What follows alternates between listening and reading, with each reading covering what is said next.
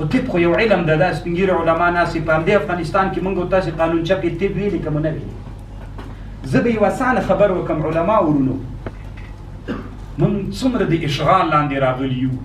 موږ چې د طب، زه الحمدلله تنا مولا نه یم، ډېر هر موضوع باندې دا مې طبیعت ته چې کتاب وګورم. زه یوه لنډه خبر کوم درته د همدغه نظام، یعنې کوم غرب نه چې کوم نصاب و فکر د علم راغلی ده، دا باید موږ داسې پورته کړو، داسې په علم نه وولو په دې مځکه باندې. دغه ترتیب و د طریقه یې په دا مځکه باندې وولو. زه یو مثال وایم. علم ده، علم یو لوی باب ده.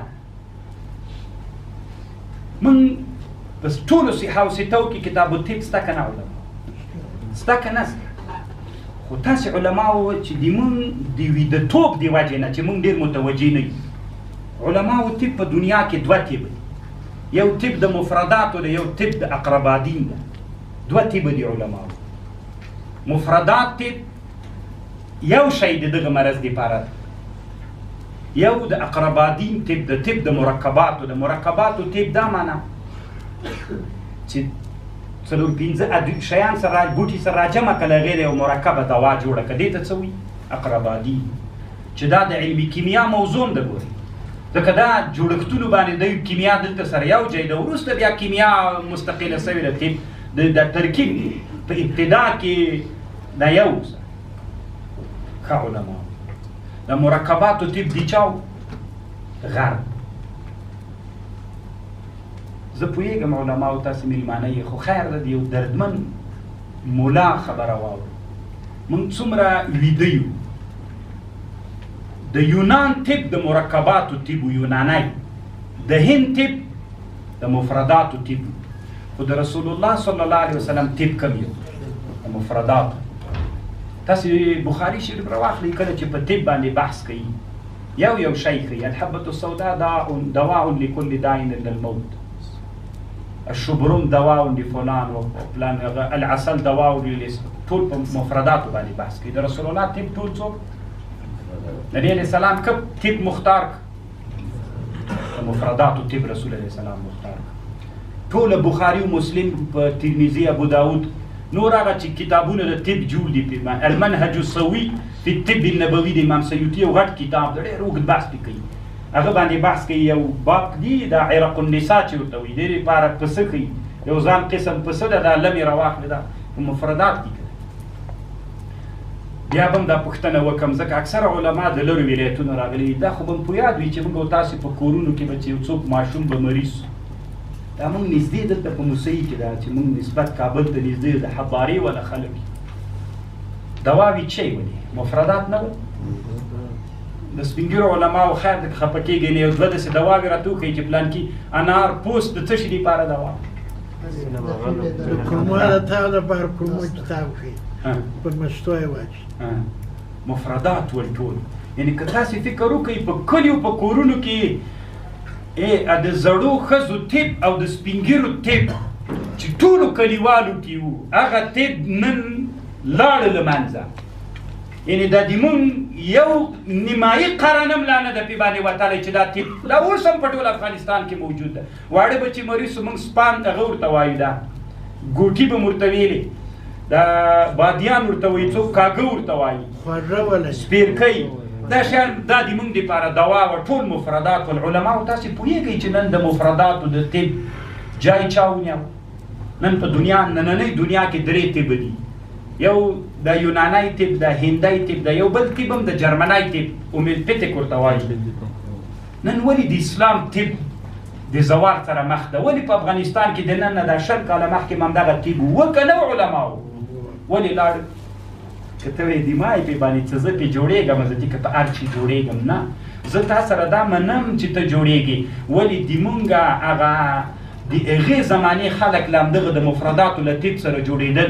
ولې د مونږ د قانون، د مونږ نظام د تربیې او د تعلیم له غرب نه راغی، د مونږ دا ټول شیان بدل کړل. ولې د علماو ورته فکر نه ده؟ ولې شیخ الحدیثان چې کله په بخاري او په مسلم او په ابو داود او په ترمذي کې کتاب الطب وایي طالب ته هېڅ دا خبره نه ورته کوي چې دا لکه خو دا مولا بیچارهګۍ د نننۍ دنیا سره تعامل نه کوي، معامله نه ورسره کوي، بس دی فکر کوي که دعا بعد سنن کوله دا د سړي زوی ده، که یې نه کوله بیخي د سړي زوی ده نه، او بس قات په دایره کې کېناسته ده، د اول نمبر مسلمان ده که نه کېناسته ده. نو اسلام خو تر دې نه ده منحصر، اسلام یو لوی وسیع دین ده. داسې مه راتنګوئ چې زر خلک ترې نه وباسئ. علما ورونو دې ته مو فکر ده چې طب د مفرداتو نن د هغه جای طب د اقربادینو ونیو. دا د اسلامي امت د زوال دپاره د نبي علیه السلام د طب دپاره د معطلوالي سبب نه بلي. نن د نبي علیه السلام طب معطل پاتې ده، ده که نه معطل. علت یې څوک ده؟ زه وایم خفه کېږو به نه موږ علما یو. لکه موږ چې کله علماو ته دا خبره وکړو چې ګورئ دي موږ نه وایم چې طب د مفرداتو ناروا ده، ناروا نه ده. هر سړی خپلې لارې ته کار کوي. موږ لاره تیاره په طب کې معلومه ده، راځئ موږ خپله اوس په طب کې نن دنیا کې 3 لارې دي، هر څوک خپلې خپلې لارې، څوک د هومیوپیتک ته کار کوي، څوک د مرکباتو، څوک د مفرداتو. راځئ موږ خپل طب ته کار وکړو. خو دا هلته موږ کولی شو چې نظام د تربیې او د تعلیم چې له غرب نه راغلی ده هغه داسې پورته کړو، خاص نه داسې په دماغ راولو چې مات سي مازغه یې پکې د منځه ولاړ سي. داسې موږ کولی شو. موږ علم منو، موږ علم ته د علم په سترګه ګورو، موږ طب یو علم منو، خو د اقربادین د لارې نه نه، د مفرداتو د لارې نه. دا د موږ لاره وه، دا د موږ د رسول الله لاره وه صلی الله علیه وسلم. دا د عایشې رضی الله عنها لاره وه چې د رسول صلی الله علیه وسلم نه د طب روایت کړی ده. د دې نه بعد علماو تاسې ځان سره چې لاړئ بخاري راواړوئ، د هر باب چې رااړوئ کوم فکر ته پام وي ټول د مفرداتو طب. نو موږ ته چې اسلامي امت ته یو لوی تاوان رسولی ده هغه دا شی ده. یوه خبر به علماو ورونو داسې علمي وکړم، نو نه وایم موږ او تاسې علما یو، ټول افغانستان کې ټول علما د یو فکر والا نه دي. علما خپلې آرا وي، فکرونه ووایي ملت دپاره. بیا که خوښه نه وه اوس دلته مجلس کې ټول یو فکر نه، د یو د بل ده وایو به یې که د چا خوښ وو هر فکر ته به احترام لرو. زه یوه خبر کوم، خو دا خبر علمي خبر. ابن خلدون رحمه الله د خپل تاریخ په مقدمه کې یوه خبر لیکي چې دا علماو دا خبره هم ډېره ضرور ده. خیر د دې ما دا خبره لږ هغه واورئ. یوه دا خبر کوم، یوه بله خبره هم کوم، بیا دعا کوم. ابن خلدون وایي یو عنوان کړي په خپل کتاب کې. دې کتاب کې لیکلي دي وایي د بازار خلکو کې خیر ډېر وي او که د اطرافو په خلکو کې. تاسې دا جواب راکړئ. ښه خلک په بازار کې ډېر وي که په اطرافو کې چې د خیر طرف ته ډېر مایل وي؟ په بازار کې اطرافو خلک د خیر ډېر. اطرافي خلک چې وي ډېرې نارواوې نه وي، په بازار کې ډېرې نارواوې. اسلام هم دا وایي که نه؟ بازار کې ډېرې نارواوې او په اطرافو کې ډېر د ناروا. ولې؟ په ولې باندې بحث کوي؟ طبیعي په طبیعت باندې ابن خلدون بحث کوي. علما ورونو دا خبره لږ سخته ده، خو تاسې راسره واورئ. علما ورونو ابن خلدون وایي انسان په اصل فطرت کې د خزانه د انسان څه وي ده، نو په اطرافو کې داسې وي چې هلته وینیم دی ډېر خیر، اوریم ډېر خیر. خو یا مولا ویني، یا جومات ویني، یا مدرسه ویني، یا پټي ویني، یا قلبه ویني، یا مال ویني، نور خو شی ستا د نه هلته. یا غر ویني، یا غره کې لرګي ویني، یا دا خرګوش و سوی دا شیان. نو خیر ډېر ویني او اوریم ډېر. نو لیدل او اورېدل دا لارې دي، دا حوض ده، دا حوض ته راځي. شر هلته ډېر وینه، اوري یې نه. نو چې نه یې اوري، نو دغه علما، دغه انسانان چې کله دا د انسان خزانه ډکه سوله، دواړه را روان دي، ورته خیر هم را روان ده، شر هم را روان ده. خو په اطرافو کې خیر څوک ده؟ ډېر. شر څوک ده؟ لږ. نو چې دا را روان وي د خزانه ډکه سي. لکه یو حوض د دې اوبو نه ډېرې اوبه ورته څوک را روانې دي؟ پاکې. لږ ورته مردار روانې دي. حوض له چا ډکېږي؟ له پاکو نه ډکېږي. نو دا انسان چې کله ډک سو له خیر نه، بیا یې مقتدا هم همغه خیر ده، همغه خیر دی هرې خوا ته بیایي را بیایي. دی کله اما د خیر طرفونو ته یې بیایي، مدرسې ته یې بیایي، مولا سره دین سره یې بیایي، امارت سره محبت پیدا کړي. د یو علت ده. دویم علت علماو دا ده په بازار کې بیا څوک وي. ابن خلدون وایي زه یوه علمي خبره کوم بیا د نن عصر خبر کوم علماو. بیا په بازار کې ناروا لیدل هم ډېر یو امارت مستثنا کړي. تاسې فرض کړئ دا د جمهوریت زمانه وه، لیدل هم د نارواو ډېر ول، اورېدل هم د نارواو ډېر ول. خو خیر لږ ابه تنا جومات ته که ونه راوتلی هغه هم که لږ نر غوندې ملا و که نه. نو ښه هره ورځ خیر اوره، شر وینه شر اوره، شر وینه شر اوره، خیر ډېر لږ دی. دا حوض به له چا ډکېږي؟ نو بیا د دغه سړي د دغه ځوان نسل مقتدا څوک وګرځي؟ شر. دا سړی بیا د اسلام په ضد، دا د دیموکراسۍ طرفدار ده، دا د استعمار خوښوونکی دی. 20 کلن استعمار ته دی به استعمار نه وي، هغه ته بیا دی جهاد نه وي، هغه ته افغان وزنه وایي، هغه او دغه تاسې ذاتي معلومه شو. صحیح ده علماو؟ دا د ابن خلدون خبره د علمي. ما علما ورونو تقریبا دا څو ورځو کې د ابن خلدون د مقدمې نه تقریبا داسې تر 15 صفحو پورې یوه لیکنه کړې ده. همې د دې دپاره کړې ده، پښتو باندې مې کړې ده، لیکنې مستقل کتاب دی. د علماو لاس ته ورشي، ځکه دا د انسانانو دپاره ډېر ضرور ده، حکومت دپاره چې هغه علماو ته لاس ته ورشي چې موږ علم وپېژنو. چې خو خیر هغه به اوس نه وایم، اوس علما اصلي خبر ده علماو. دا ټلیفون تاسو سره شته؟ داسې ملا شته چې نسته ورسره دلته؟ یاره کم دی. خیر د علماو دې ما یوه خبر واورئ، زه منم در سره یا به ویډیو داسې یا به داسې وي، یا به عکس داسې وي یا به داسې وي. تاسو نه یوه غوښتنه کوم علماو دې دغه ټلیفون دې کې موږ وینو او اورم. د ابن خلدون خبره د ابن خلدون تر زمانې وه چې موبایل نه و راوتلی، ځکه علمي خبره و، تاسې به منلي. بحث هم بیا پې باندې وکئ، دلته یې تنا مه کوئ، ځان سره یې ولیکئ چې لاړلی په دې لاره تللی یوه میاشت په دې خبر بحث کوئ، ځکه تاسې داعیان یو، د امت د موږ او د تاسې را لغاړې ده. دې کې موږ د اورېدلو شیان هم لرو، د چا شیان هم لرو؟ د لیدلو شیان هم لرو. دې کې که موږ مقابله ونه کړو، د چا شیان د لیدلو د اورېدلو ډېر دي؟ د شر که د خیر؟ د شر. ښه ګورې علماو، که تاسې دا فتوا ورکئ چې دا بند سي، زه خپل فکر وایم چې بیا که تاسو ته خوند درکوو که یې نه درکوو، خو ما نننۍ دنیا او ځوان نسل لیدلی، زر تحکم مه کوئ علما ورونو. دا موبایل سو ټول افغانستان، ټول افغانستان ځوان نسل، طالب، مولا، امي، ټولو سره دا موبایل نن کلي ته هم دا تللی په اطرافو کې. ما د ابن خلدون زمانه، خو د ابن خلدون زمانه ولته دا نه و. نو اوس دلته د ویډیوګانې اورېدل و لیدل ټول د شر ډېر دي. نو چې د شر ډېر سول، راتلونکي 50 کاله بعد به د موږ نسل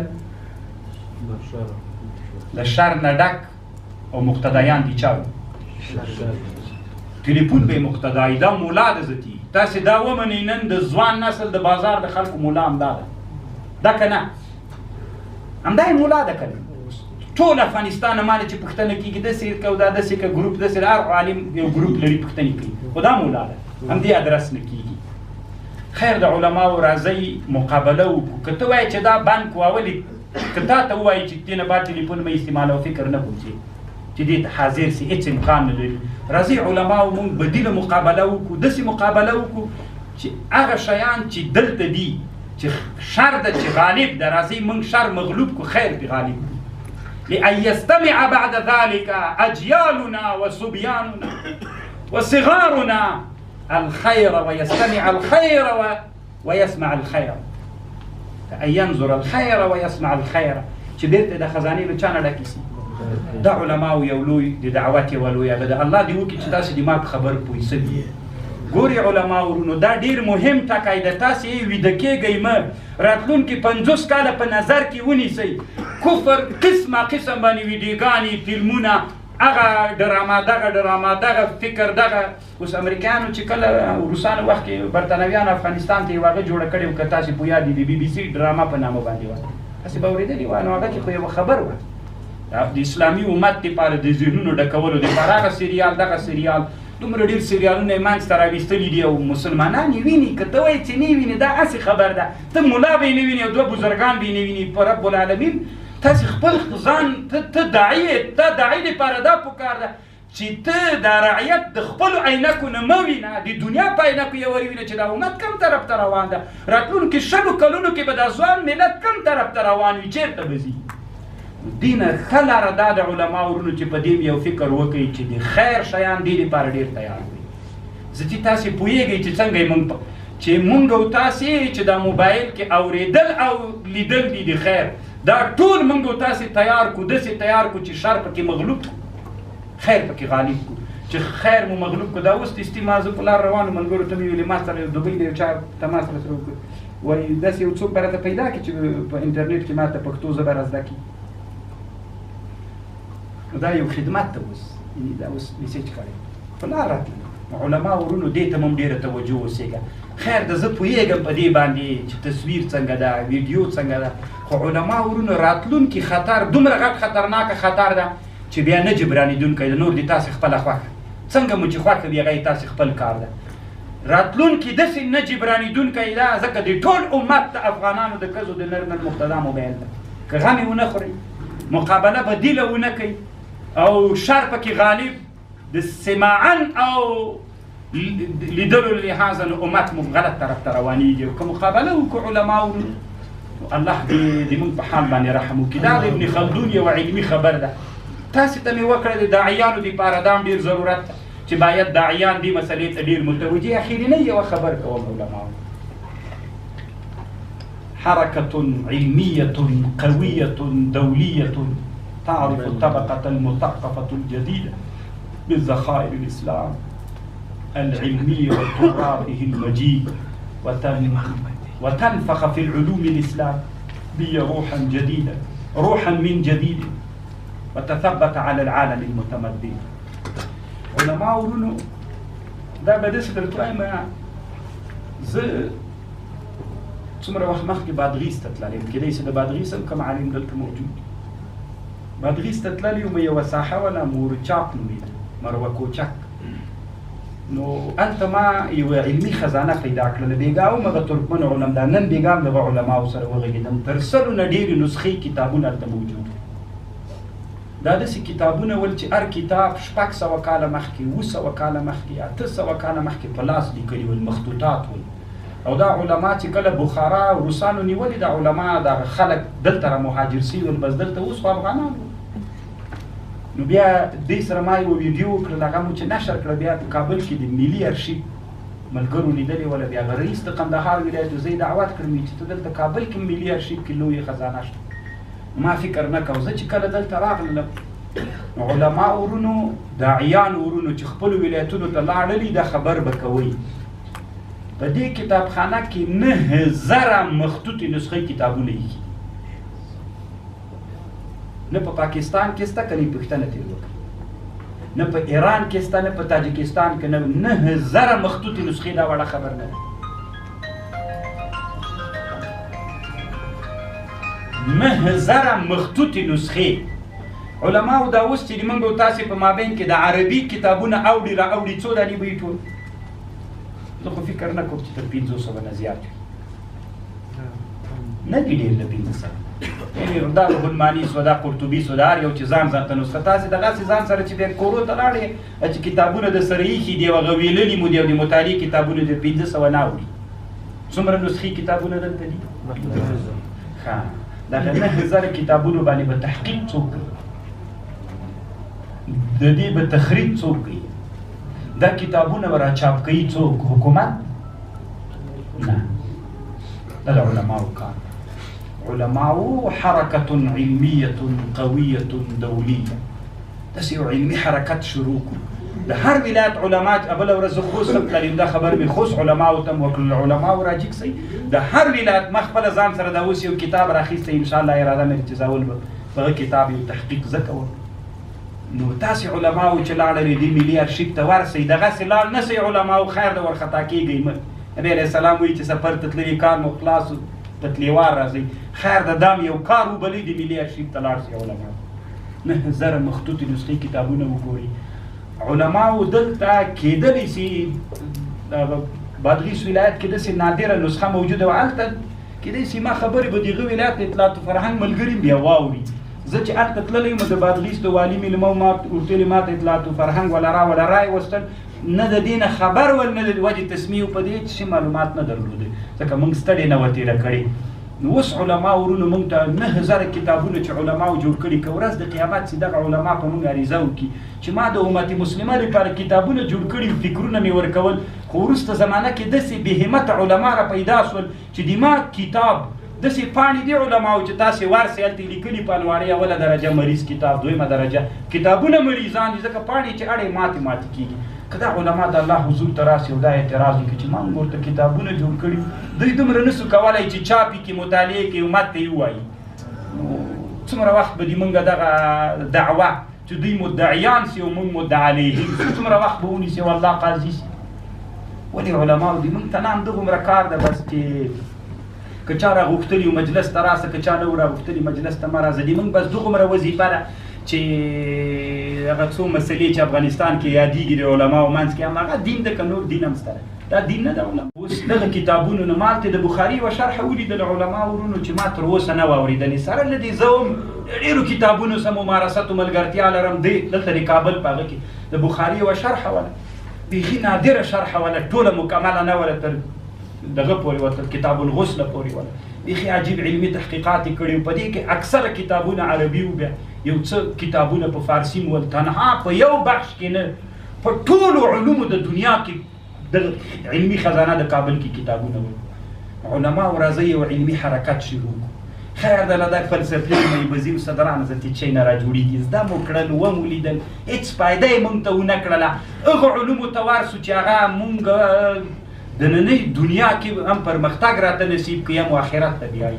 داسې علومو ته چې موږ هم په جنت کې موږ ته فایده کوي، هم په یو علمي حرکت شروع کړو. داسې یو علمي حرکت چې انسان ته پکې انسانیت ور زده کړو، علوم راوسپړو. هغه کتابونه مو چې په خزانو کې تاسې فکر وکړئ علما ورونو، د شامي وخت کې مخطوطه وله.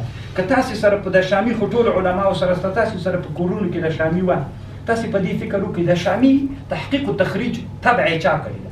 دا به یو عرب عالم. که ته په روح المعانی باندې بحث وکړي، که تفسیر مظهري باندې وکړي، که په هغې وکړي، که په دغې وکړي، ولې موږ کې دغه نسته ده؟ ولې دې موږ په دیني مدارسو کې علماو دغه دپاره کار نه کېږي چې موږ علما راجګ سو په خطي نسخو باندې تحقیقونه وکړو، او دې کې د علماو علم هم ډېر لوړ سي، دومره لوړ سي دنیا څو ګټې به سي علماو، کتاب له کتابخانې راوځي، د ټول افغانستان ملت ته به لاس ته ورسي.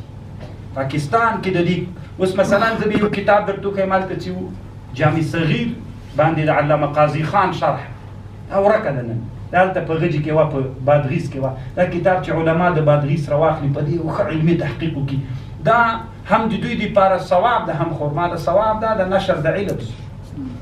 تاسې علماو تنا په دې منحصر مه پاتې کړي. هغه عالم چې تنا امام سیوطي یو کتاب جوړ کړی، هغه عالم چې درس کوي ډېر ثواب لري، که تألیف کوي ډېر ثواب لري. امام سیوطي وایي چې شاګردان دې لږ وي که د که ډېر، تر ورځ د قیامت وي ښه ده، او که د تنا ناست دلته وي چې تر ورځ د قیامت وي، نو هغه په تألیف باندې کېږي. نو هغه د جامع صغیر شرح د قاضي خان چې ته چاپ کړي، ټوله اسلامي نړۍ کې چې علما دي هغه غواړي چې دا کتاب پیدا کړي. نو چې پیدا یې کړ نو ثواب څومره لوی ثواب، څومره شاګردان دې پیدا کړلي، بل به دې تا تحقیقات وي لاندې ورسره، هغه به ورسره ګوري. بله فایده به داسې چې څومره لوی تجارت به دي سنګلیان. ولې د تجارت سره ورانه ده؟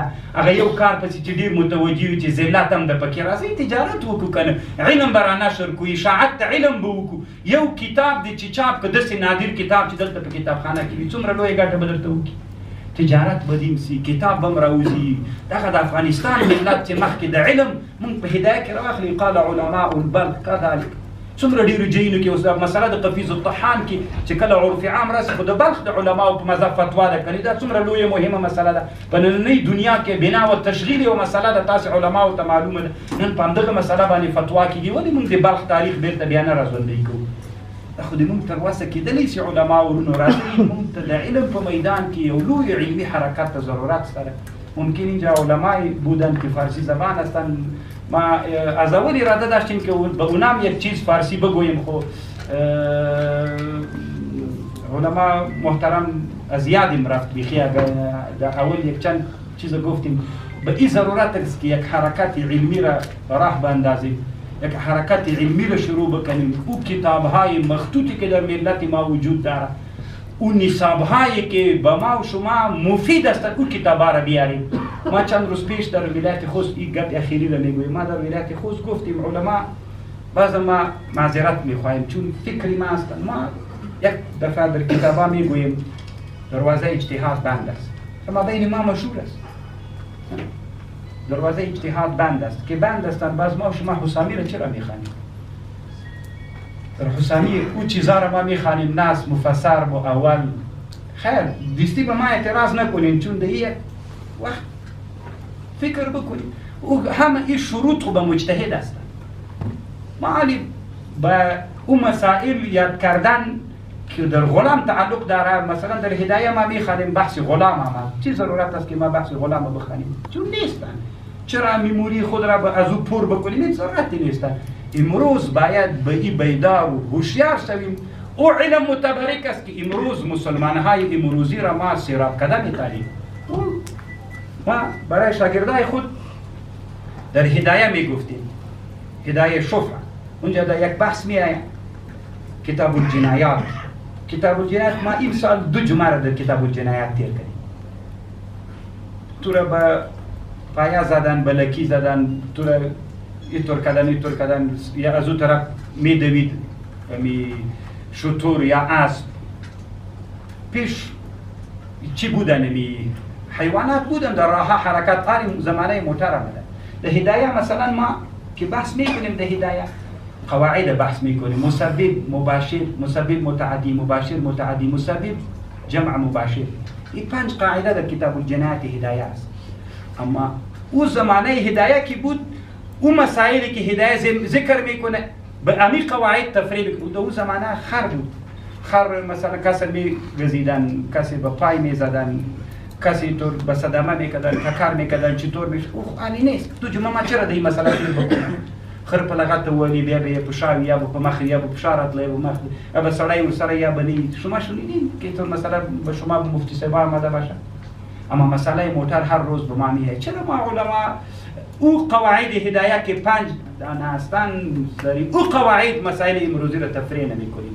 اگر شما میگویین که ما نمیتونیم، چرا نمیتونیم؟ در هر زمانه باید علمای خود بیاید، علمای متبحرین بیاید یک جای شود در هر ولایت با مو قواعد مسائل موتر امروز موتروان مباشر است یا مسبب است این تفریعات بکنه به ما و شما همه ضروریات ما و شما حل می شود.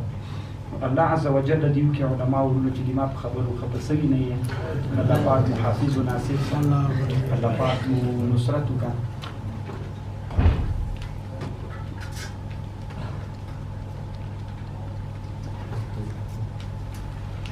نو خو دې لپاره باید موږ جواب وکړو. داسې پوښتنه کوي چې اوس زمانه کې د مفرداتو په طب باندې ماهرین د علم طب اعتراض کوي. خو باید موږ د خپل طب نه جواب وکړو. موږ دې ته ضرورت لرو چې د خپل طب نه جواب وکړو. خو دې موږ ته تاسې په هر شي باندې دوی اعتراض کوي. دا د دنیا عادت دا ده چې ته یو علمي هغه په مخ بیایې، ته به په هغه اعتراض کوې، دی به په تا باندې اعتراض کوي. موږ باید د دوی لپاره جواب وکړو دا چې موږ له علم نه لرې پاتې سوي، د خپل د مفرداتو له علم نه لرې پاتې سوي. سره له دې د دوی په طب دومره ډېر اعتراضونه دي چې د موږ په طب هغومره نشته. لوی اعتراض یې دا ده چې طب وایي چې کله د دوا مرکبه شي که یو جهت ته تاوان کوي، 10 نور جهتونو د تاوان و مضر واقع کېږي. دا هلته کېږي چې موږ په دې مسله باندې علمي مخ ته لاړ شو. دا د مفرداتو طب را ژوندی کړو، بیا یې کولی شو. آخر دعوانا الحمد لله رب العالمين. الله پاک دې موږ دا ناست دی الله د رضا لپاره وګرځوي. ایمان ټول صحیح حاجتونه پوره وګرځوي. الله پاک دې موږ د علماو ورونه چې راغلي دي الله پاک ټولو په علومو کې برکت واچوي. الله پاک د علماو خدمت قبول وګرځوي. موږ مولوي صاحب دا کوم ترتیب برابر کړی الله ټول سره وکړي، خدمت یې قبول کړي. ټولو علماو الله پاک لږ ویښتیا نصیب وګرځوي. نن عصر ویښتیا او زیرکتیا ډېر ضرور د علماو رب اغفر ورحمه.